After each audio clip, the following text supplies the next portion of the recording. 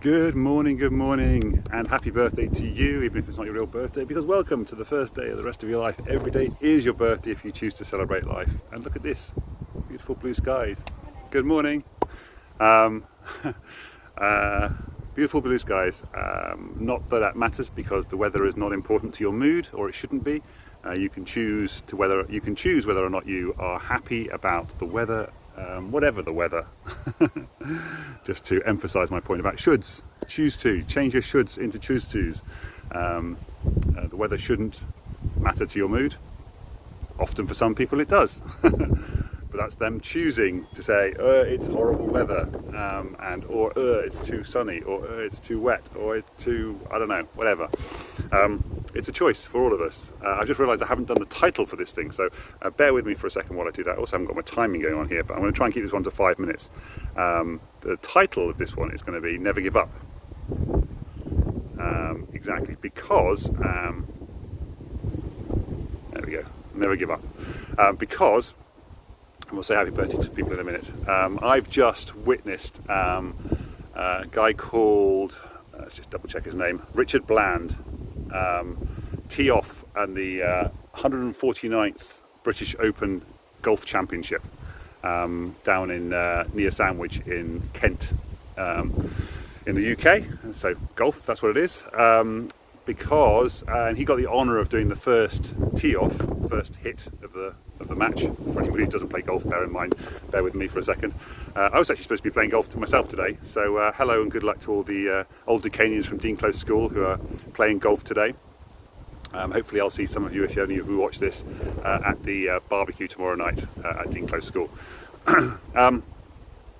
Anyway, yes, so he got the honour of doing the first hit off on the 149th Open. 149, by the way, as well. Look at that. That's 149 years of British Open golf. That's a long time, isn't it, for that to be going?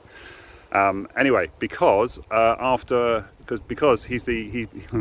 after 478 starts in tour matches, championships, I guess they are, he finally won. On his 479th start, the British Masters Open, at the age of 48, was it 48 years and 101 days, he finally won his first match. So there's an art of perception. This is about not giving up on your dream.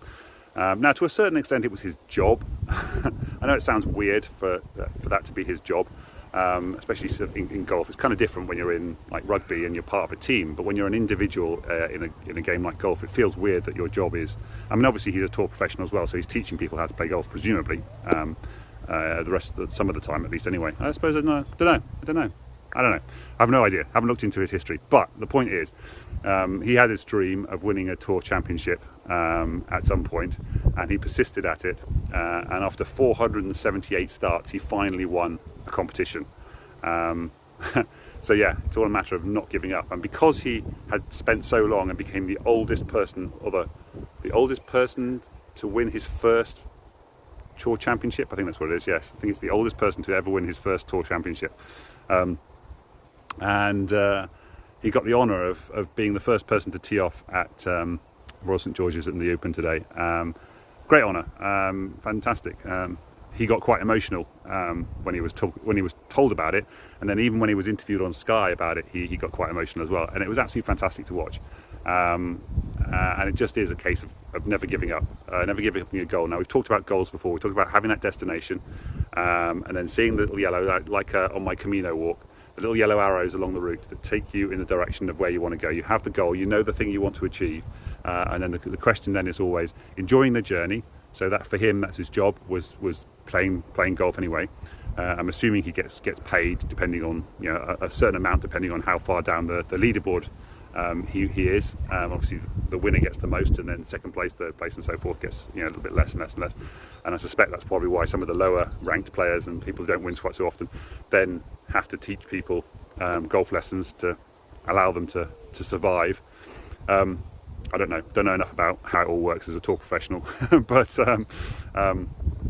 this is all a bit of guesswork here. But the point is that he was always looking for, how can I get to win a competition. That's my dream, it's my desire. I always thought one day would be I'd like to win the Masters in America. That's been kind of my dream. I always talk about these sports people who have this kind of dream as a child to have this goal, this one day that they'll do it. I knew that I was never going to make it as a regular person. That's the right way of saying it. But I thought maybe if I kept playing and get good at golf, I might be able to compete at the Seniors Tour, which is the over 50s tour.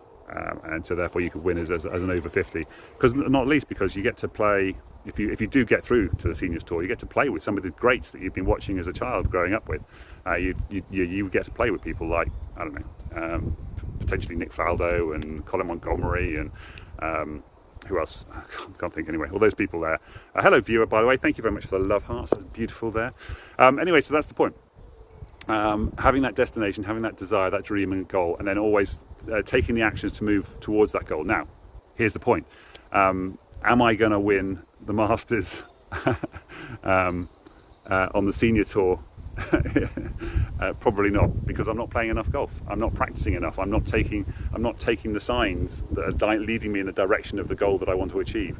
I'm not going out and practicing on a regular basis. I'm not even playing on a regular basis.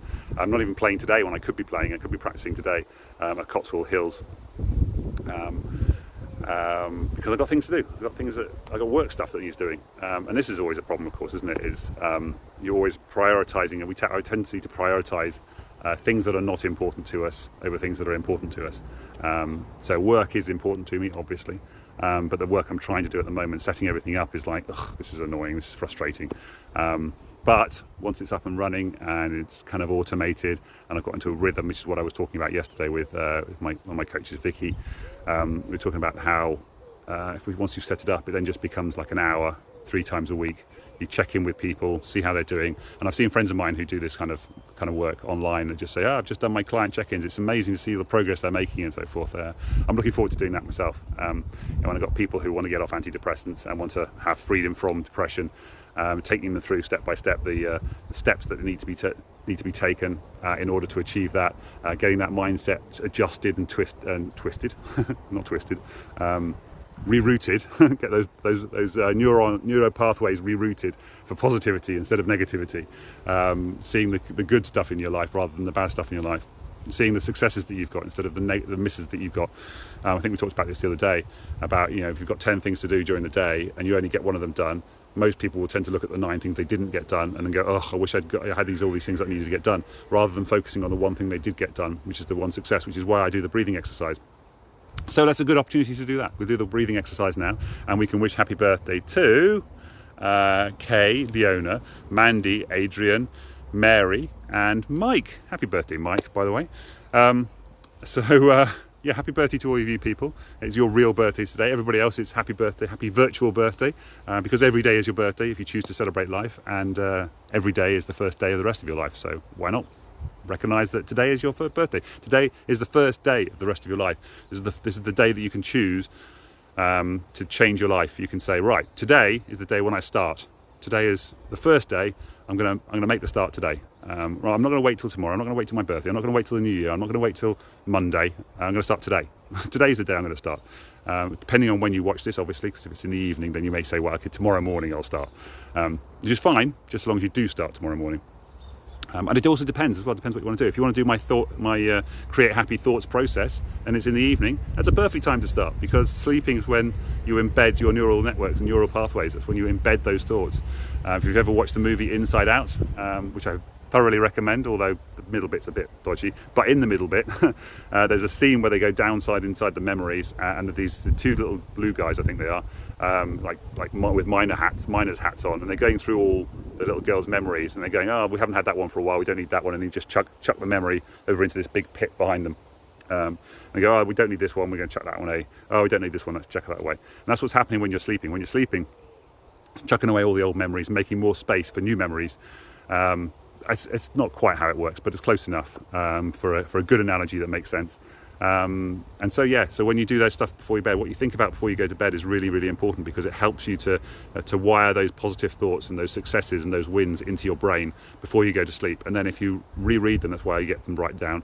The next morning when you reread them, you're starting your day off with, oh, these are the successful things I did yesterday. These are the good things I did yesterday. These are the things that made me smile yesterday. This is all the positivity in my life. And now I can move forward, start the day off with positivity rather than start the day off with negativity.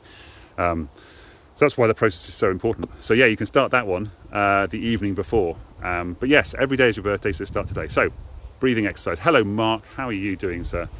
So breathing exercise. What's the one thing you want to get done today? That's what I normally do. But also you could think about, what's the one thing I've achieved? If you want to, depending on how you're doing it, you could just say, what's the one thing I've achieved? So for me, example, I got up before 8 o'clock, for example. That could be a good option. Because I got up for 6:30 so I could watch the first tee off on the golf. There you go, that was a win.